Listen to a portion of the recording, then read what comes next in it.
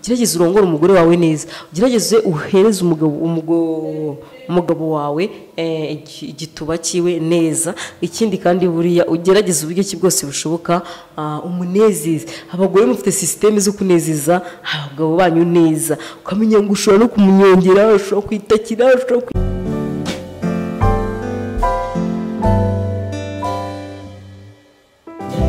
Waba ufite inzozi zo kugera kure mu bijyanye na muzika? Igisubizo ni Ikigo Ingenzi International Music School.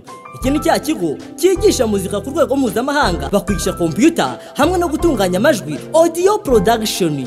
Umunyeshuri wize muri iki kigo abangenerwa na tumurebereho ku murimo abikesha ubumenyi yahawe n'abarimu b'inzobere bigisha muri iki kigo. Kubera umwihariko n'ubudasabwa iki Kigo Ingenzi International Music School, abanyeshuri bahiga bakaba bakomereza amasomo yabo hanze y'u Rwanda babifashijwemo n'iki kigo mu rwego rwo gukarishya ubumenyi n'ubushobozi. Muri iki kigo hacumbikirwa abana barangije primaire, abarangije troncome, abarangije secondaire, yewe n'abarangije kaminuza. Kandi tubafitiye amacumbi y'abahungu ndetse n'ay'abakobwa. Muramenya ntimucikwe n'aya mahirwe mboneka rimwe yo gukomereza amasomo hanze y'u Rwanda. Abifuza kwiga muri iki kigo mwadusanga mu mujyi wa Kigali Kimironko munsi y'isoko. Mukeneye ibindi bisobanuro mwaduhamagara kuri 07 88 54 16 05 no kuri 07 22 54 16 05. Nanjye basoza cyane kandi mbifuriza amahoro y'Imana gukomeza kubana namwe. Murabizi rero nanjye nseka ari byinshi mba numva mutwe wanjye cyangwa se nyine tu gutyo biraho nishimye nyine kabisa, kandi murabizi yuko njye ntabwo njya ndakara.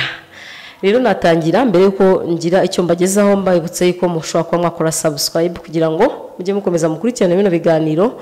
Kandi burya biba byiza nyine iyo weretse ko umuntu mukunda ukamwereka buri kimwe cyose, nyine inguni z'umutima wawe zose ukazimwereka, apana ibintu byo kuvuga ngo umweretse akantu kamwe unyeretse ko nkurikiye wanga kunkurira sabu gusa ubwo urumva nyine niki wapi ntabwo byari sawa.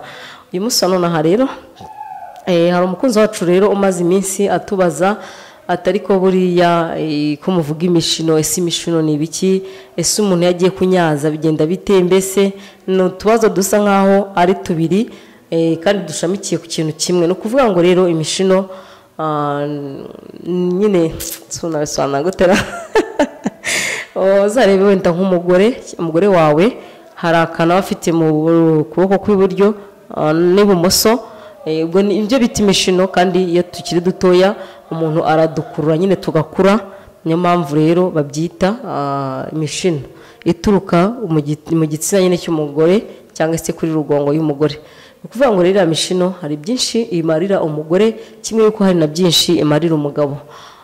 Ku ruhande rw'umugabo biramunezeza, kandi ndetse no ku ruhande rw'umugore biba bimwambitse cyane ko buriya abagore bagira za mikorobe nyinshi bandurira mu nzira zitandukanye.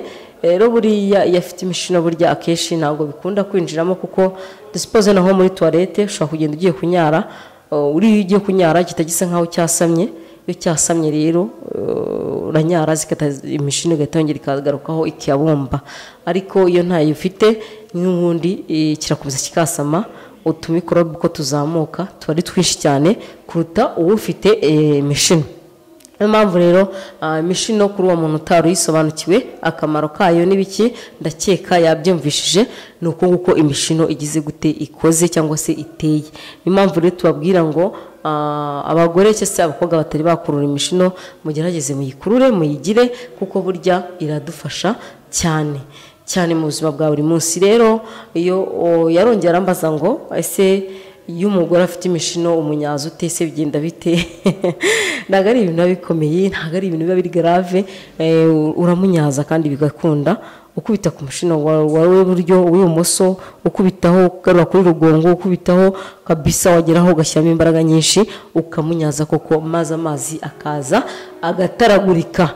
Buriya afite imishino amazi arataragurika, ndetse burya afite uburenganzira bwo kuba yayobora aho ashaka yakusanya mu gihe uri kumunyaza agahita yarekura agahita yagukubitaho mu maso ukagira ngo ni nk'ikivu kivu sinzi uburyo babivugamo, ariko bari ibintu bigize gute bisa nkaho ari ibintu umuntu atekerezaho kandi akabikoraho cyangwa se yishyiramo kandi akabikora. Niyo mpamvu rero tuba tubabwira ngo nta mpamvu nimwe kwikomplika, nta n'umugore n'umwe udafite amazi, ahubwo burya biterwa kenshi na kenshi n'uburyo yarekuyemo cyangwa se n'uburyo abifatamo iyo agiye kubikora. Hari uburyo umugore ajya kubikora ugasanga yifashe yikomeje ewana, ntago afite kuba yagira ate, ntago afite kuba yakwirekura nyine neza, ariko burya abagomba kwirekura kuko amazi ntago ari ikintu gishiramo, ntago ari ikintu kiza uyu munsi ejo kikaba kiragiye. Amazi ni ikintu gihoraho buri munsi sinzi ukuntu babivuga, ni ikintu kucukura mu nyazo, gucumisa ukura mu nyazo, amazi agomba kuza kandi akagira gute, akagumaho. Niyo mpamvu rero tubabwira ngo nta mpamvu yo gutekereza byinshi ngo wumve yuko ngo umugore ahise ngo ubu ni munyaza ngo cyane ngo amazi gahita mushiramo ngo bahita bigenda gutya ngo wapi, n'ubundi aba hari kandi kuba hari ko ntiwabibuza. Ikindi kandi buriya nta mpamvu yo kumva yuko agomba gushira, ugomba ahubwo kureka. Burya uzareba iriba yo barifukura buri gihe rirushaho kuba rirerire kandi rikarushaho kugira amazi menshi.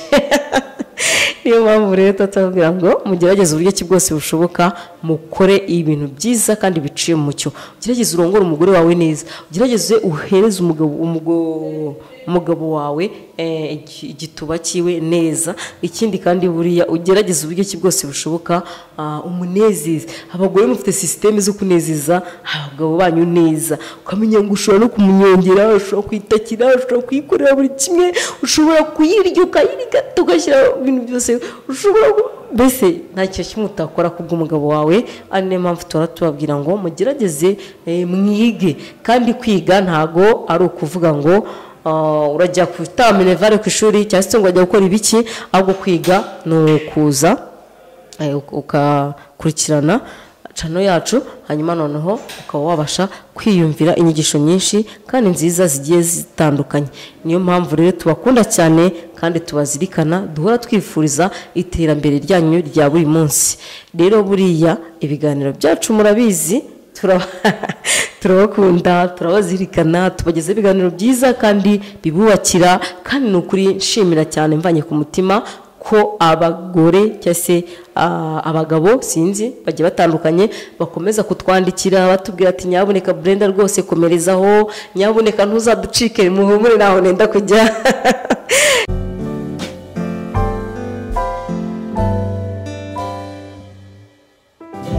Waba ufite inzozi zo kugera kure mu bijyanye na muzika? Igisubizo ni ikigo Ingenzi International Music School. Iki ni cya kigo cyigisha muzika ku rwego mpuzamahanga, bakwigisha computer hamwe no gutunganya amajwi, audio production.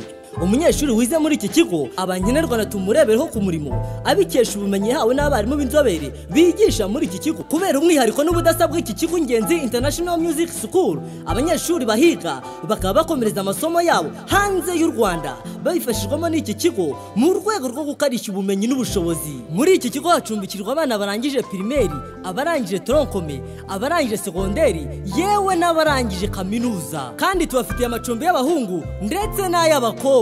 Muramenya ntimucikwe n'aya mahirwe mboneka rimwe yo gukomereza amasomo hanze y'u Rwanda. Abifuza kwiga muri iki kigo mwadusanga mu mujyi wa Kigali Kimironko munsi y'isoko. Mukeneye ibindi bisobanuro mwaduhamagara kuri 07 88 54 16 05 no kuri 07 22 54 16 05.